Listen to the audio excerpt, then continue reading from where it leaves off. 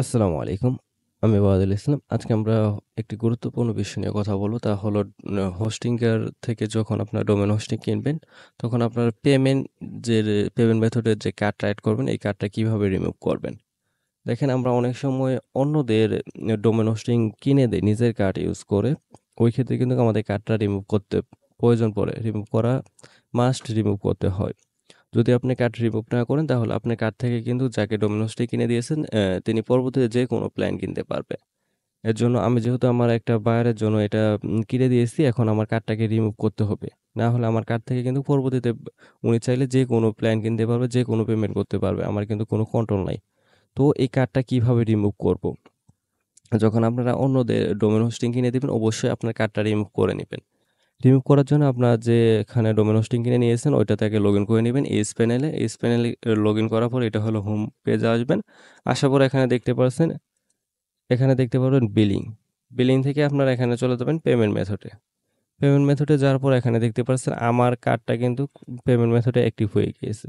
আমরা যদি এখান থেকে কার্ডটাকে রিমুভ করতে যাই, এখান থেকে কিন্তু রিমুভ হবে না।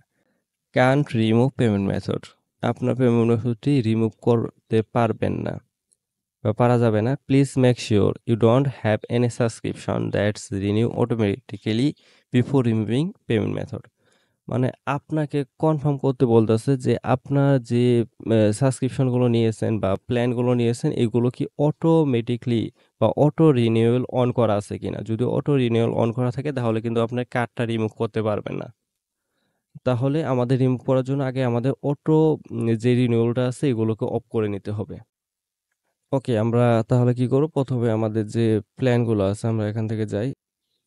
আচ্ছা, সাবস্ক্রিপশন এ চলে যাবো আমরা এখান থেকে। এই যে সাবস্ক্রিপশন এখান থেকেও কিন্তু আমরা এটাকে অফ করতে পারতাম। আমি এখানে খেয়াল করি না আরকি। আমরা এখান থেকে হোস্টিংটাকে আমরা ডিসেবল অটো রিনিউয়ালটা অন করে দিচ্ছি। দেখেন আমরা এটাকে ডিসেবল করে দিচ্ছি। ওকে, আমরা ২ টা অটো রিনিউয়ালই কিন্তু অফ করে দিয়েছি। আমাদের যে হোস্টিং প্ল্যান আছে এটাকেও অফ করে দিয়েছি। তারপরে যে ডোমেইনটা আছে ওইটাকে আমরা অফ করে দিয়েছি। অটো রিনিউয়াল অফ না করলে কিন্তু আমরা আমাদের কার্ডটাকে রিমুভ করতে পারবো না। এখন কিন্তু আমরা চাইলে কার্ডটাকে রিমুভ করতে পারি। এখন যদি আমরা এখান থেকে কার্ড নেই, কার্ডটাকে রিমুভ করে দিতে পারবো। অবশ্যই আপনি যদি কাউকে ডোমেইন হোস্টিং কিনে দেন আপনার কার্ড ইউজ করে, অবশ্যই আপনার কার্ডটাকে রিমুভ করে নিবেন। আর রিমুভ করার সিস্টেম তো বলে দিলাম যে রিমুভ করার জন্য আপনারা আগে সাবস্ক্রিপশনে চলে যাবেন। সাবস্ক্রিপশন থেকে আপনার যে অটো রিনিউয়াল গুলো অন করা আছে এগুলোকে আপনারা অফ করে দিবেন। অফ করার পরে কার্ডটা রিমুভ করতে পারবেন। এরপরে ক্লায়েন্ট চাইলে তার কার্ড এড করে অটো রিনিউয়াল অন করলে করবে।